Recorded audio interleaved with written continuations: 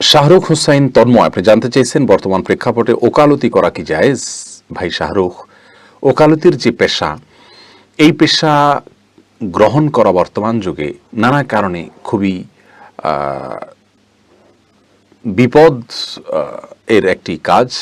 তার কারণ হলো, ওকালতি করতে হলে প্রচলিত আইনে যে বিচার হবে সে বিচারের জন্য আপনার আবেদন করতে হবে। যদিও প্রচলিত আইনের বেশিরভাগ ধারাই কোরআন হাদিসের সাথে সাংঘর্ষিক না, কিন্তু কিছু কিছু ধারা বা অনেকগুলো ধারা যেহেতু সাংঘর্ষিক আছে, অতএব সেই সমস্ত ক্ষেত্রে অন্তত একজন উকিলকে ওকালতি করতে হবে এবং কখনো কখনো সে সমস্ত ধারায় বিচার চাইতে হবে। আর কোরআন এবং সুন্নাহ বিরোধী কোনো ধারায় বিচার চাওয়া, এটা কোনো মুসলমানের জন্য জায়েজ নাই, এক। আর দ্বিতীয়ত হলো, ওকালতির পেশায় অনেক সময় আসামি অপরাধী হওয়ার পরেও উকিল তার মামলায় জেতার জন্য, তার মক্কেলকে মুক্ত করবার জন্য তিনি মিথ্যার আশ্রয় নিয়ে থাকেন এবং তাকে মিথ্যা শিখিয়ে থাকেন। এটা আমাদের দেশের ওপেন সিক্রেট একটি বিষয়।